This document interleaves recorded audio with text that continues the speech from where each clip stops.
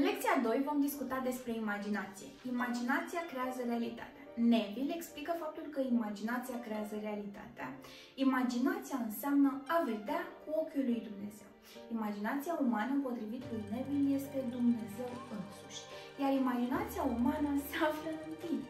Tot ceea ce a fost creat vreodată a fost cândva mai întâi imaginat în mod conștient sau subconștient. Acum să discutăm despre cum să-ți imaginezi. 1. Vizualizează. Vizualizarea este una dintre cele mai bune modalități de a-ți imagina. Recomandarea mea este ca atunci când vizualizezi să simți că e gata, că trăiești în acel moment. Neville zice, feeling is the secret.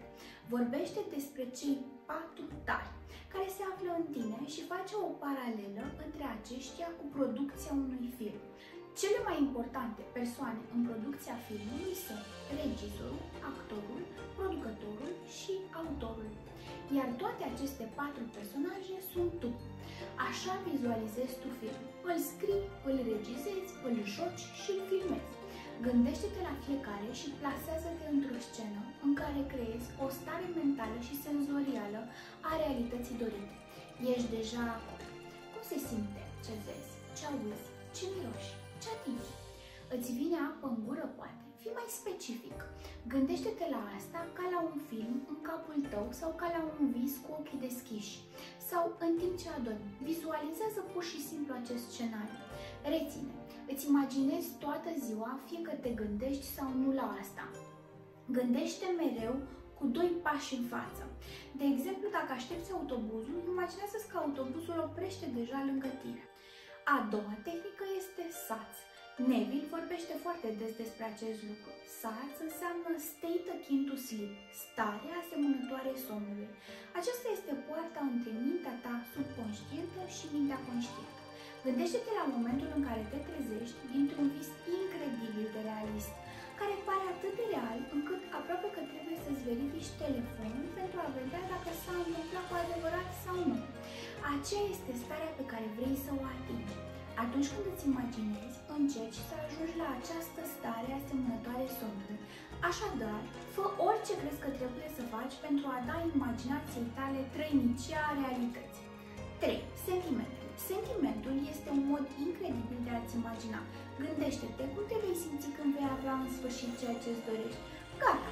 Te-ai plasat într-o stare imaginară. Vom aborda sentimentul mai târziu în cadrul seminarului. 4. O altă tehnică este tabloul visurilor. Poți oricând să tipurești imaginea ale realității dorite și să creezi un vision board sau pur și simplu să faci unul pe Pinterest. A 5-a modalitate este scenariu. O altă tehnică extrem de eficientă și pe care o folosesc și eu, scrie o scrisoare către sinele tău din trecut, din partea viitorului tu, care are deja realitatea dorită, sau poți un jurnal în care să scrii ca și cum ai avea deja realitatea dorită. Fii specific și detaliat.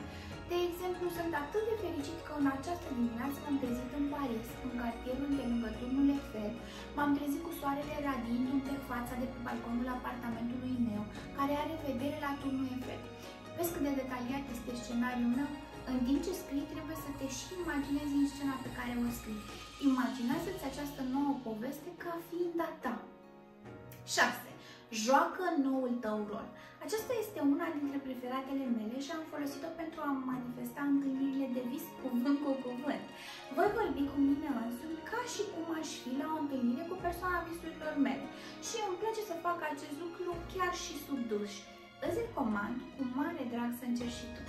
Fie că este vorba de o întâlnire pe care dorești să o ai sau o conversație la locul de muncă despre promovarea visurilor tale, creează scenariul și joacă rolul convenabil ție.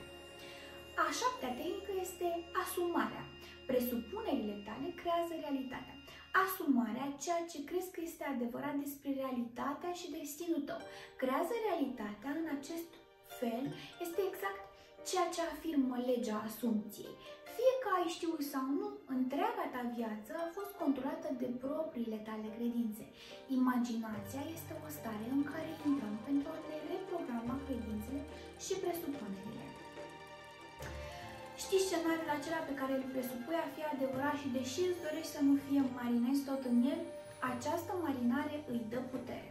Atunci când tu ești în acest scenariu și îl negi și zici, nu va fi așa și marinezi scenariul bun, reușești să biruiești.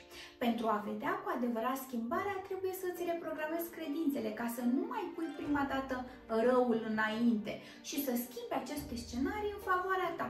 Ceea ce crezi că este adevărat este ceea ce va deveni realitatea ta. E atât de simplu. Permite-mi să clarific acest lucru. Nu manifesti deloc ceea ce vrei, manifesti ceea ce crezi că e adevărat, adică identitatea ta. Întreabă-te, care sunt părerile tale despre dorințele tale? Consider că este dreptul tău din naștere? Consider că se vor împlini? Și dacă da, cât de adevărat este acest lucru? Sau nu crezi că e adevărat? Sau că e realitatea pe care o meriți? Credințele tale devin realitatea ta. Ceea ce consideri tu că este adevărat va deveni realitatea ta. De exemplu, dacă îți spui în mod constant că ai probleme financiare, îți asumi deja această realitate în existența ta.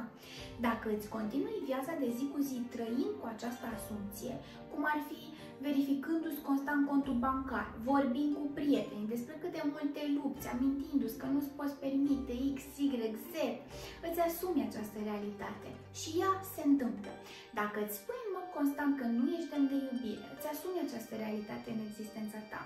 Dacă îți aduci viața de zi cu zi trăind cu această idee, spunându-le prietenilor tăi că nu vei fi niciodată suficient de bun pentru respiri, gândindu-te la cum ai putea arăta mai bine, gândindu-te la modul în care ai fost respins, atunci pur și simplu îți asumi această realitate în existență. Concepțiile tale îți creează realitatea și viceversa. Dacă îți spui că ești abundent din punct de vedere financiar și demn de iubire, îți vei asuma această realitate. Alegerea îți aparține pe baza propriilor tale concepții. Fii conștient de concepțiile tale, să știi că tu le controlezi. Hai să discutăm acum despre tema zilei 2. Creează o listă de credințe sau concepții pe care le ai cu privire la toate aspectele din viața ta. Din povestea vieții tale, începe să cauți care sunt concepțiile tale și credințele pe care consideri că le ai și simți și crezi că au reușit să manifeste ceea ce astăzi ai reușit să obții în realitatea ta.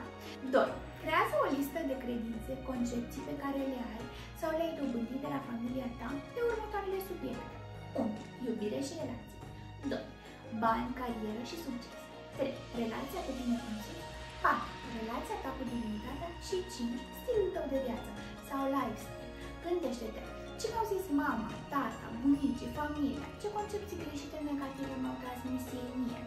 Poți să te gândești la viața ta, timeline-ul vieții tale și să te gândești la fiecare aspect de la fiecare vârstă.